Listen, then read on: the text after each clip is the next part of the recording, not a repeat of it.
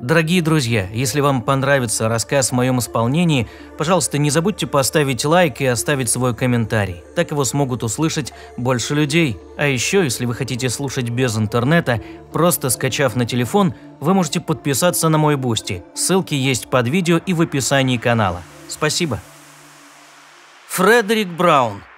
Стук в дверь. Есть одна короткая страшная история, которая состоит всего из двух предложений. Последний человек на земле сидел в комнате в полном одиночестве. Раздался стук в дверь. Всего два предложения и многоточие. Весь смысл заключается, конечно же, не в самой истории, а в многоточии.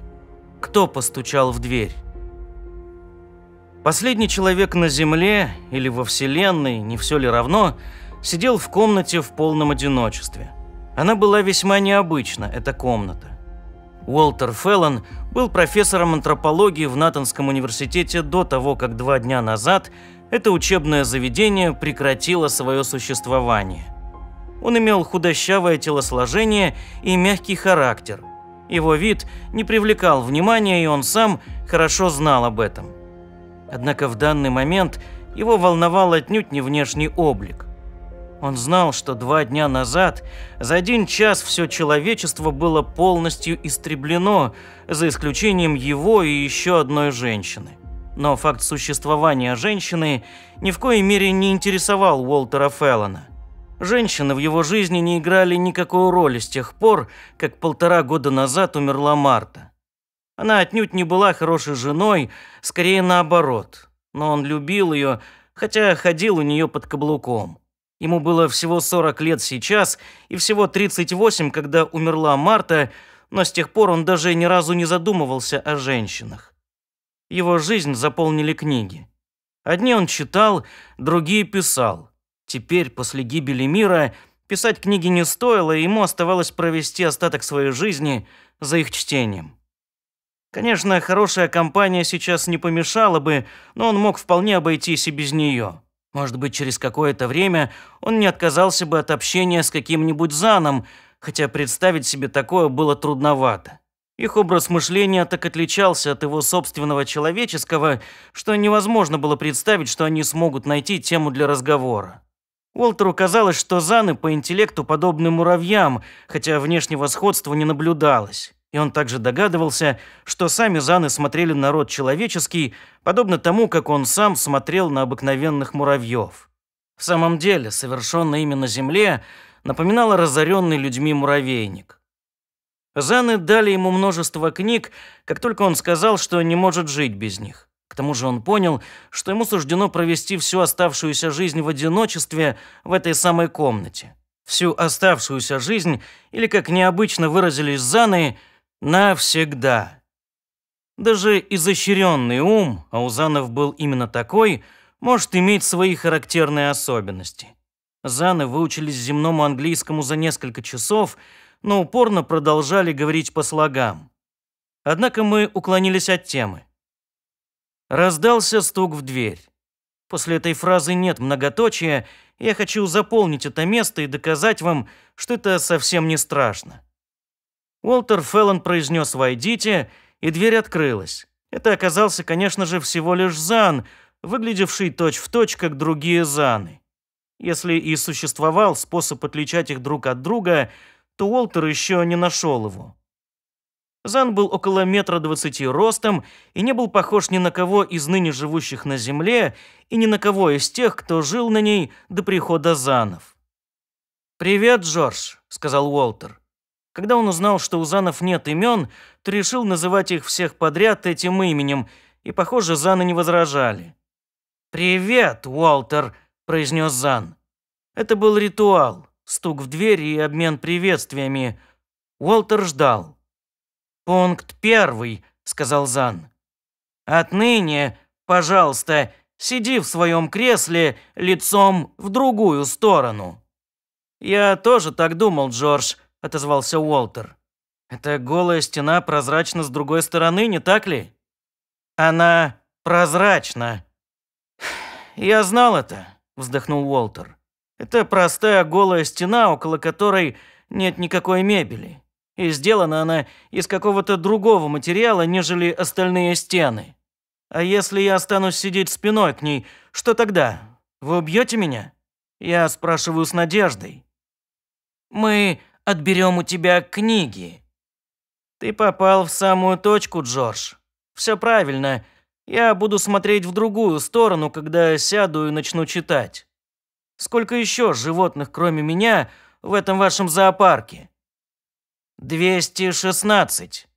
Уолтер покачал головой. Мало, Джордж. Даже самый захудалый земной зоопарк переплюнет вас. Я имею в виду, переплюнул бы, если бы на земле остались захудалые зоопарки. Вы отбирали нас случайно? Случайный отбор, да. Все экземпляры было бы слишком много. Самец и самка от сотни видов. Чем же вы их кормите? Я имею в виду плотоядных. Мы делаем корм. Синтетический. Великолепно. А флора? Ведь вы же собрали ее коллекцию, не правда ли? Флора не повреждена вибрациями. Она все еще растет. Тем лучше для флоры. Вы не столь жестоко отнеслись к ней, как к фауне. Итак, Джордж, ты начал с пункта 1. Я делаю вывод, что есть еще пункт 2. Каков же он? Произошло что-то, чего мы не понимаем. 2 других животных спят и не просыпаются. Они холодные. Это случается даже в самых лучших зоопарках. Возможно, с ними все в порядке, за исключением того, что они мертвы. Мертвы? Это значит остановиться. Но их ничто не останавливало. Каждый из них был в одиночестве. Уолтер пристально посмотрел на Зана. «Значит, Джордж, вы не знаете, что такое естественная смерть? Смерть – это когда существо убито, и его жизнь остановлена».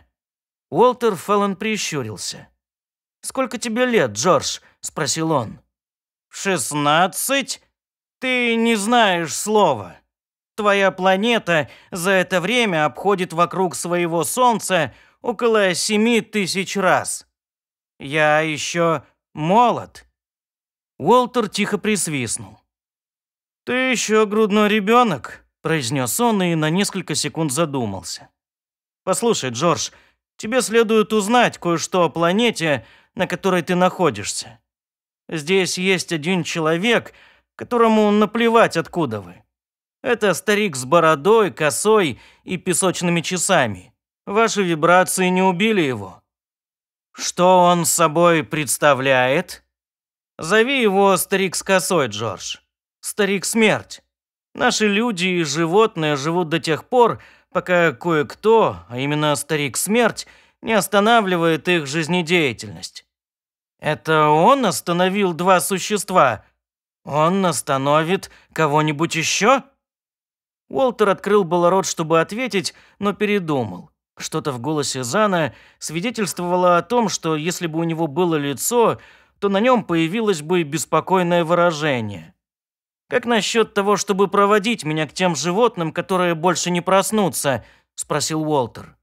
«Или это против правил?» «Пойдем», – произнес Зан. Это произошло на 2-й день пополудни.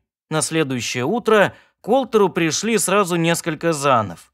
Они начали передвигать мебель и перебирать книги. Когда они закончили, то взяли его с собой. Он очутился в более просторной комнате, примерно в 100 метрах от прежней. В этот раз он тоже сидел и ждал. Когда в дверь постучали, он уже знал, в чем дело, и встал, вежливо говоря: «Войдите». Зан отворил дверь и отступил в сторону. В комнату вошла женщина. Уолтер слегка поклонился. «Уолтер Феллон», – представился он. «Если Джордж еще не сказал вам, как меня зовут. Джордж старается быть вежливым, но пока еще не знает всех правил нашего этикета». Женщина вела себя спокойно, он с удовлетворением отметил это про себя. «Меня зовут Грейс Эванс, мистер Феллон», – сказала она. «Что все это значит? Зачем меня сюда привели?» Уолтер рассматривал ее, пока она говорила. Она была высокого роста, почти как он, и хорошо сложена. На вид ей было чуть более 30 лет, примерно столько же, сколько и Марте. В ней чувствовалась та же спокойная уверенность, что была у Марты, и всегда ему нравилась. «Мне кажется, вы уже догадываетесь, зачем вас сюда привели, но давайте обсудим немного создавшееся положение», – сказал он. «Вы знаете, что случилось с остальными людьми?» «Вы имеете в виду, что они убили всех до одного?» «Да. Присядьте, пожалуйста. Вы знаете, как им это удалось?» Она села в стоявшее поблизости мягкое кресло. «Нет», – ответила она, – «не знаю. А разве это имеет какое-либо значение?»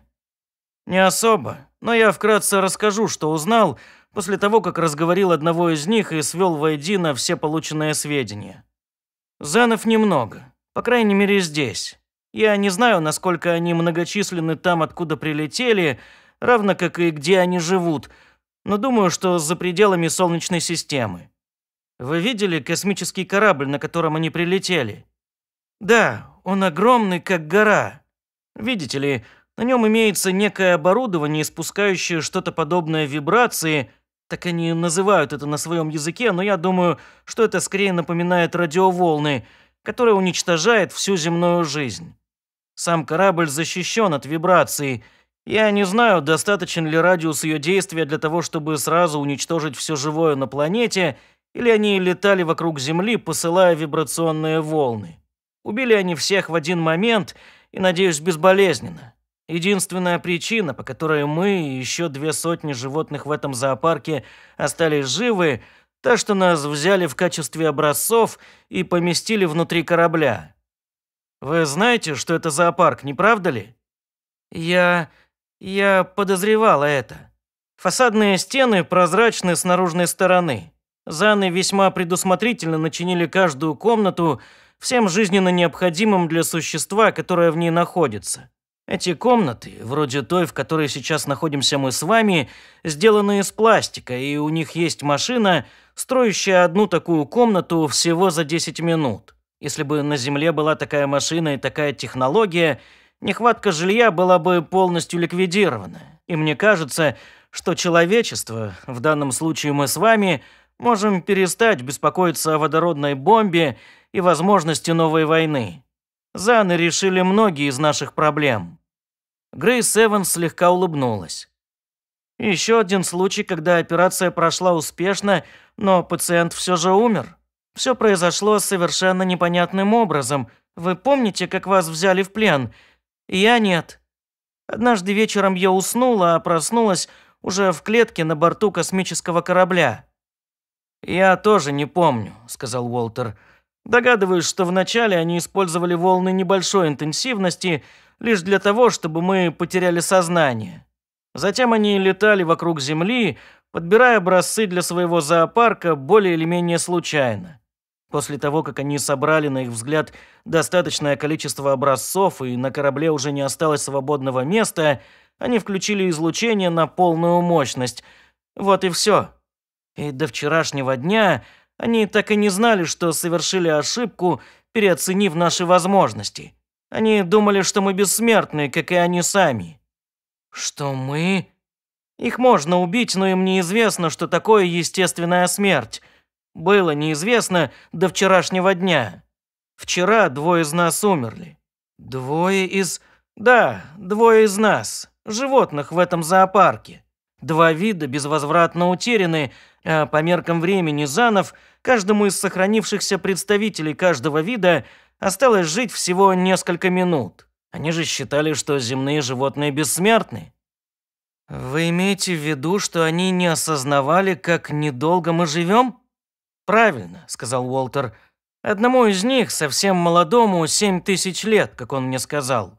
Они, между прочим, двуполые, но размножаются, пожалуй, 1 раз в 10 000 лет или вроде того. Когда они узнали, как смехотворно коротка жизнь наших животных, то были поражены до глубины души, если таковая у них вообще имеется. Так или иначе, но они решили реорганизовать свой зоопарк по паре, а не по одному представителю. Они считают, что мы дольше протянем коллективно». «Ах так?» Грейс Эванс встала, слегка покраснев. Если вы думаете... Если они думают...» Она направилась к двери. «Она наверняка закрыта», – спокойно сказал Уолтер Феллон. «Но не волнуйтесь. Может быть, они и думают об этом, но я никогда. Вам даже не стоит говорить, что вы не вступите в связь со мной, даже если я окажусь последним человеком на Земле. Это прозвучало бы старомодным при данных обстоятельствах. Но они собираются держать нас взаперти вдвоем в этой маленькой комнате? Она не столь уж мала, мы как-нибудь устроимся. Я могу вполне удобно спать в одном из этих чересчур набитых чем-то кресел. Но не думайте, что я полностью соглашусь с вами, дорогая. Если отбросить в сторону все личные соображения, то мы окажем самую плохую услугу роду человеческому, если он исчезнет вместе с нами с лица земли и не будет продолжен хотя бы ради показа в зоопарке». «Спасибо», – сказала она еле слышно, и краска сошла с ее лица. В глазах еще оставался гнев, но Уолтер знал, что она злится не на него. Сейчас, когда глаза ее блестели, она, как ему показалось, очень походила на Марту. Он улыбнулся и произнес: «В противном случае...» Она встала, и в какой-то момент ему даже показалось, что она подойдет к нему и даст пощечину, но она устало села обратно. «Если бы вы были мужчиной, то вы подумали бы о том, как... Вы сказали, их можно убить?» В ее голосе чувствовалась горечь. «Занов? О да, конечно. Я изучил их. Они чертовски не похожи на нас, но я думаю, что у них примерно такой же обмен веществ, такой же тип кровеносной системы и, возможно, такая же система пищеварения. Думаю, что-то, что может убить кого-нибудь из нас, убьет и кого-нибудь из них». «Но вы говорили...» «Ну, конечно же, существуют определенные различия. У них нет того вещества, которое вызывает старение организма у людей. А может быть, у них имеется какая-нибудь железа, которой нет у людей, и которая обновляет клетки гораздо чаще, чем раз в 7 лет, как я полагаю». Грейс совсем забыла свой гнев и с жадностью усваивала все то, о чем говорил Уолтер. «Думаю, что так оно и есть. Однако, как мне кажется, они совсем не чувствуют боли». Он надеялся на такой поворот событий. «Почему вы так считаете, дорогая?» – спросил Уолтер. «Я натянула кусок проволоки, которую нашла у себя в комнате, поперек двери так, чтобы кто-нибудь из Занов упал. Так и произошло, и Зан порезал ногу. У него выступила кровь. Да, но было похоже, что это его ничуть не обеспокоило. Он совсем не испугался и не пожаловался, лишь убрал проволоку. Через несколько часов порез прошел. Точнее говоря, почти прошел. Я заметила след и поняла, что это был тот же самый Зан». Уолтер Феллон медленно кивнул головой. Он, конечно, не разозлился. Они не знают эмоций. Если бы мы убили одного из них, они, возможно, даже не наказали бы нас. Они бы стали давать нам еду через решетку и держаться подальше точно так же, как люди относятся к животному, которое убило служителя зоопарка. Они лишь стали бы следить за тем, чтобы мы не напали еще на кого-нибудь. «Сколько же их здесь всего?» «Около 200», — сказал Уолтер. «Здесь, на этом самом корабле. Но, без сомнения, их гораздо больше там, откуда они прилетели. Мне кажется, однако, что это всего лишь авангард, посланный для того, чтобы очистить нашу планету и сделать ее безопасной для заселения Занами. Они уж точно устроили неплохой...» Раздался стук в двери, и когда Уолтер Феллон произнес «Войдите», Зан открыл дверь и встал в проходе. «Привет, Джордж», — сказал Уолтер. «Привет, Уолтер». Тот же самый ритуал. Тот же самый Зан? «Что там у тебя?» «Еще одно существо заснуло и не просыпается. Маленькое, покрытое шерстью, называемое горностай». Уолтер пожал плечами. «Бывает, Джордж, старик смерть. Я ж тебе рассказывал о нем. И еще хуже. Умер один из Занов. Сегодня утром». «Разве это хуже?» – в упор посмотрел на него Уолтер. «Ну, Джордж, вам придется привыкнуть к этому, если вы намерены остаться здесь». Зан ничего не сказал. Он не двигался. Наконец Уолтер произнес: Ну так что же? А горностаи? Ты советуешь то же самое? Уолтер пожал плечами. Возможно, это вовсе не поможет, но почему бы не попробовать? Зан ушел. Уолтер слышал, как шаги инопланетянина затихли вдали. Он ухмыльнулся. «Это может сработать, Марта», — сказал он. «Меня зовут Грейс, мистер Феллон. Что может сработать?» «А меня зовут Уолтер, Грейс. Вам также следует привыкнуть к этому. Знаете, Грейс, вы мне очень напоминаете мою жену Марту. Она умерла пару лет назад. Извините меня, но что может сработать? О чем вы говорили с Заном?»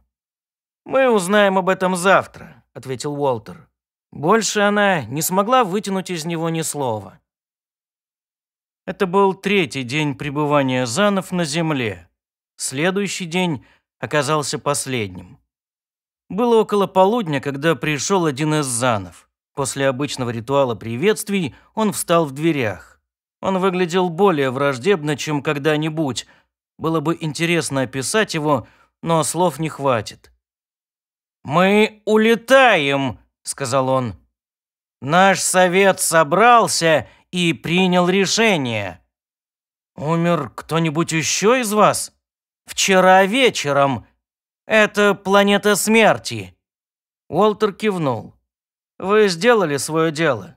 Вы оставляете в живых 213 существ, но это все, что осталось от нескольких миллиардов. Не спешите возвращаться. Что мы можем сделать для вас? Поторопиться. И можете оставить нашу дверь незапертой, но у прочих этого делать не надо. Мы сами о них позаботимся». Зан кивнул и ушел.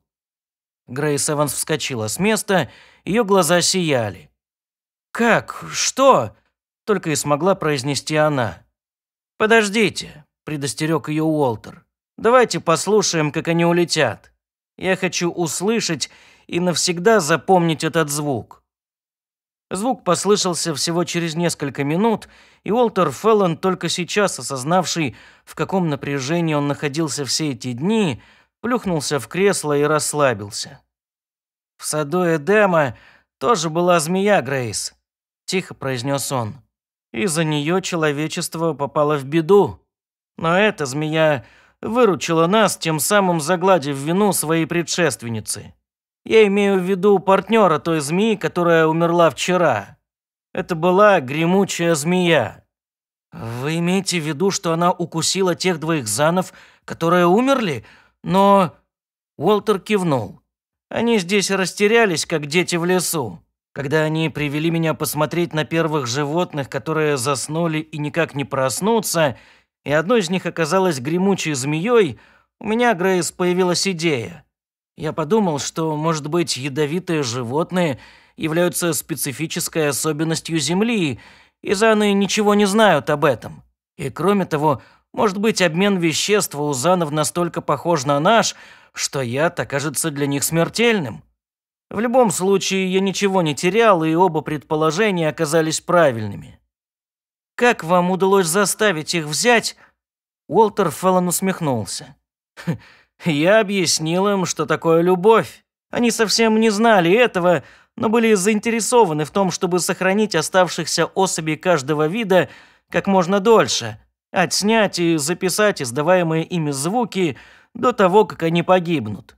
Я сказал им, что животные умрут немедленно после потери партнера, если их не будут постоянно любить и ласкать. Я показал им, как это надо делать, на примере утки, которая и была вторым животным, потерявшим своего партнера.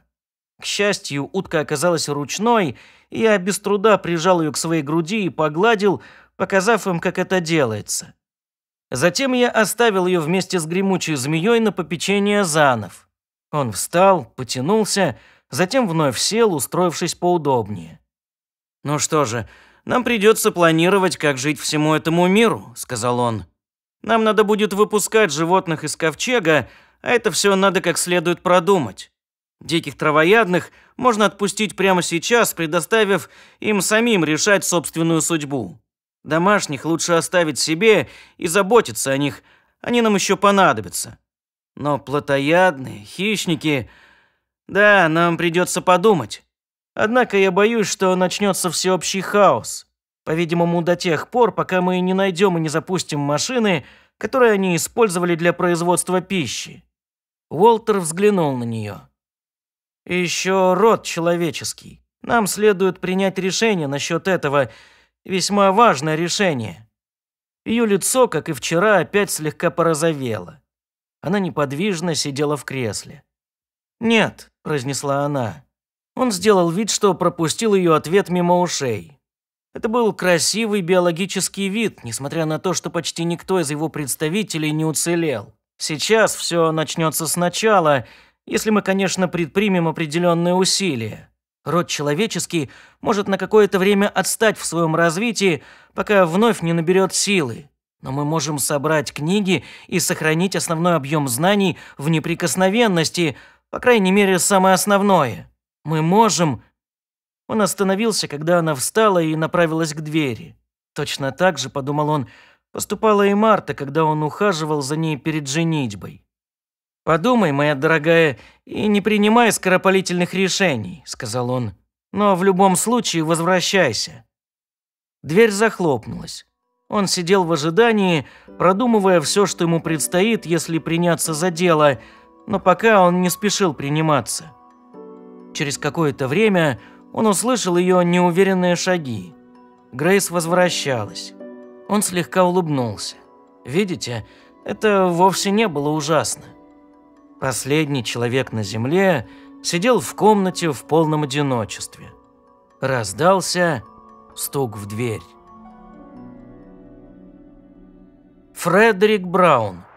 «Стук в дверь». Читал Владимир Коваленко. Спасибо большое, что дослушали рассказ до конца. Если вы хотите поддержать канал, слушать рассказы, озвученные мной первыми, без рекламы, то подписывайтесь на Boosty и Patreon. Ссылки есть под видео и в описании канала. И еще вы можете стать спонсором канала здесь на YouTube. Большое спасибо вам за активность, подписки и комментарии. Все это очень важно для того, чтобы я занимался любимым делом, а вы могли слушать рассказы, озвученные мной. А еще вы можете подписаться на мой телеграм-канал, чтобы мы вдруг не потерялись, и вы всегда знали, что дальше я буду начитывать, где выкладывать и что у меня происходит. Спасибо.